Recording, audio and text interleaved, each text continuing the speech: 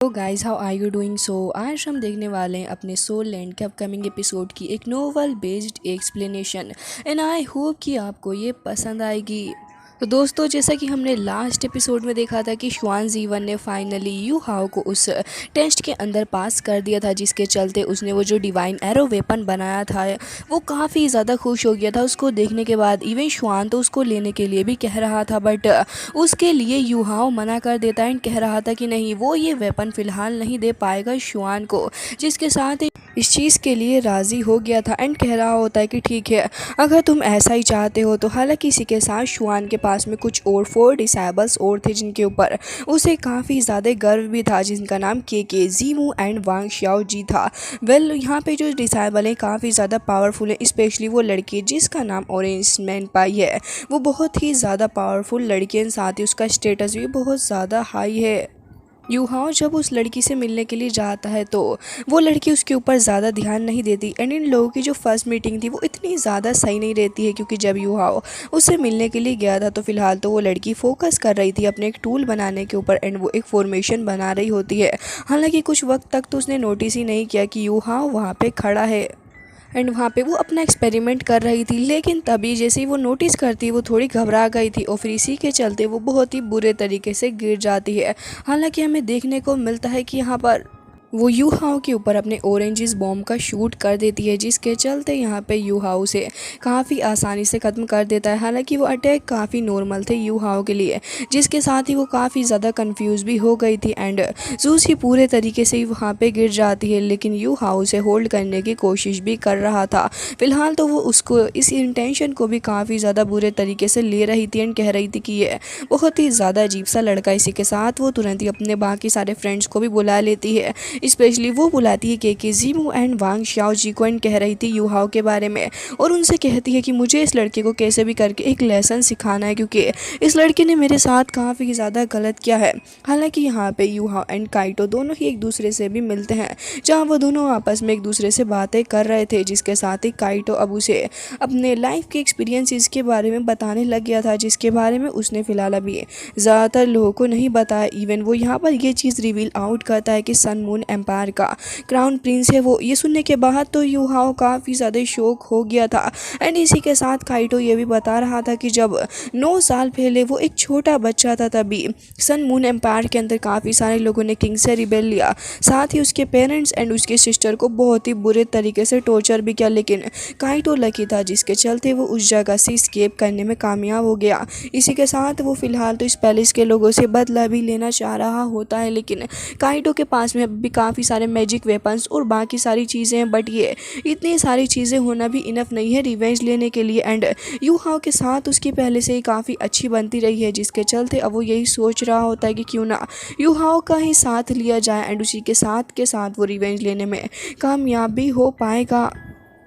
हालांकि अगले दिन का सीन हमें दिखाया जाता है, जहाँ पे जूजी इमीडिएटली अपने सारे के सारे ग्रुप के साथ आती है यू हाओ के साथ में बदला लेने के लिए। वहाँ पे टीचर शुआन तो मौजूद नहीं थे। यहाँ पे हम देखने को मिलता है कि इन लोगों ने डोर का पासवर्ड ही बदल दिया था। यहाँ पर यू हाओ तो उसके अंदर ईजिली चला जाता है एंड वो अपनी थोड़ी बहुत दिमाग का इस्तेमाल करके री एंटर करके पासवर्ड चला गया था अंदर ही। लेकिन तभी यहाँ पे सारे ही लोग यू हाओ के ऊपर अटैक करने वाले थे। यू हाओ को देख के वो थोड़ा शॉक हो जाते हैं। जूजी फिलहाल काफ़ी ज़्यादा एग्रेसिव लग रही थी, लेकिन इसी के साथ यू हाओ समझ चुका था कि शायद से ये लोगों ने उसे मिसअंडरस्टैंड कर लिया है। लेकिन वांग शियाओ जी तो था, वो तो यहाँ पे काफ़ी ज़्यादा बुरे तरीके से यू हाओ का अब्यूज़ करने लग गया था। वो उसे बास्टर्ड बोला देता है, जिसके चलते वो एक पंच भी हिट करता है। ये सब कुछ सुनने के बाद तो यू हाओ कहाँ ही रुकने वाला था, उसे और भी ज़्यादा गुस्सा आ जाता है। सब कुछ सुनने के बाद इवन उसे पास्ट की कुछ बिटर मेमोरीज भी याद आती है। अपनी मदर के बारे में सोच के वो बहुत ज़्यादा गुस्सा हो गया था एंड यहाँ पे तुरंत ही वो उन लोगों के साथ में फाइट करना स्टार्ट कर देता है। पहले तो वो उन बाकी सारे लोगों को मार रहा था, लेकिन इसी के साथ वो उस पर्सन को भी अच्छा सबक सिखा रहा था। वो तुरंत ही अपने एब्सोल्यूट वर्ल्ड डोमिनेशन का इस्तेमाल करता है, अटैक कर देता है उन सभी के ऊपर। हालांकि यू हाओ ने बाकी तीनों पर्सन के ऊपर इतना ज़्यादा स्ट्रॉन्ग अटैक नहीं किया था, लेकिन इसी के साथ वो उस एक के ऊपर ज़्यादा मेहरबानी कर रहा था, क्योंकि उसी का सारा किया धरा था यू हाओ को गुस्सा दिलाने के लिए। हालांकि इसी के साथ वो एल्डर मुंह की सिखाई हुई उस टेक्निक का भी इस्तेमाल करता है, क्योंकि एल्डर मू ने उसे डोमिनेशन स्किल सिखाई थी एंड पर्सनली एल्डर मू के सिखाने की वजह से वो इसमें काफ़ी ज़्यादा अच्छा हो गया था। हालांकि बाकी सारे लोग भी उसके ऊपर स्पिरिचुअल अटैक भी कर रहे थे, लेकिन वो अपनी मेंटल एबिलिटीज़ के साथ में उन्हें रोकने में कामयाब हो चुका था। इसी के साथ यहाँ पे काफ़ी ज़्यादा पावरफुल अटैक भी वो वांग शाओ जी के ऊपर करता है। वांग शाओ जी अब इसकी पावर को देखने के बाद काफ़ी घबरा चुका था। इवन वो थोड़ा पीछे हट जाता है क्योंकि काफ़ी सीरियसली इंजर्ड जो यू हाओ ने उसको कर दिया था। लेकिन इसी के साथ यू हाओ से एक सीरियस लेसन सिखाना चाहता था।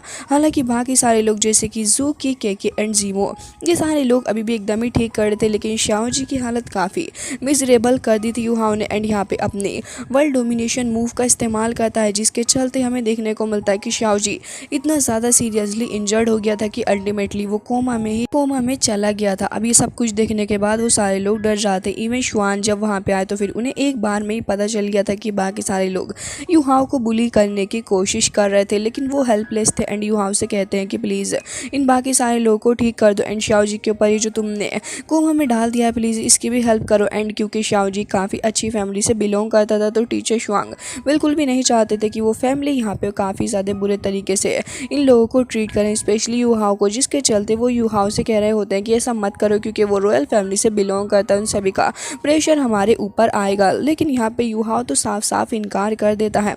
इसी के साथ शुआन जीवन मजबूर हो चुके थे एंड अगले दिन वो जूजी एंड यू हाओ को लेके चले गए थे जियांग यान माउंटेन के लिए।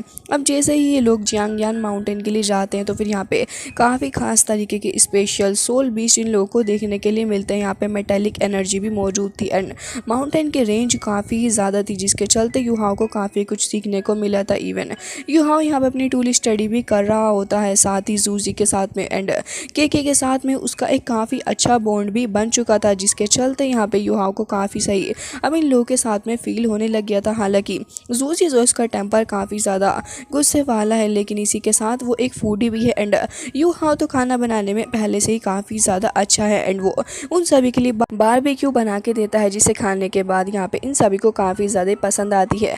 जूजी तो एकदम ही फ्लैट हो चुकी थी खाना खाने के बाद एंड वो बता रही थी कि इसका टेस्ट बिल्कुल उस कुकिंग की तरह है जो कि उसके फादर उसके लिए क्या करते थे। इवन अब वो अपना कुछ पर्सनल एक्सपीरियंस भी शेयर करने लग गई थी यू हाओ के साथ। जूसी बताती है कि बचपन में उसके फादर के साथ जब वो रहा करती थी तो फिर काफ़ी ज़्यादा चीज़ें अच्छी थी। इवन वो बॉर्डर टाउन में रहा करती थी जहाँ पे काफ़ी सब कुछ बहुत ही ज़्यादा अच्छा चल रहा था, लेकिन फादर को फोर्सफुली आर्मी के अंदर रिक्रूट कर लिया गया, जिसके चलते वो स्टारलू एम्पायर के द्वारा मारे गए।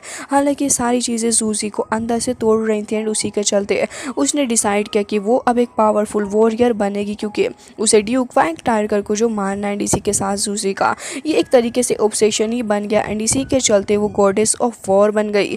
मतलब कि उसकी स्टोरी भी काफ़ी ज़्यादा टचिंग लगी एंड यू हाओ भी उसकी बातों से काफ़ी सहमत था। हालांकि इसी के साथ जूजी अब फाइनली अपना बनाया हुआ एक स्पाइडर रोबोट भी दिखा रही थी। उसके अंदर कुछ कमियां होती हैं, लेकिन यू हाओ उसे देख के समझ चुका था कि काफ़ी मेहनत के साथ बनाया गया है, जिसके चलते वो जूजी की काफ़ी तारीफ भी करता है। हालांकि गाइस इसी के साथ ये एपिसोड हो जाता है एंड आई होप आपको पसंद आया होगा।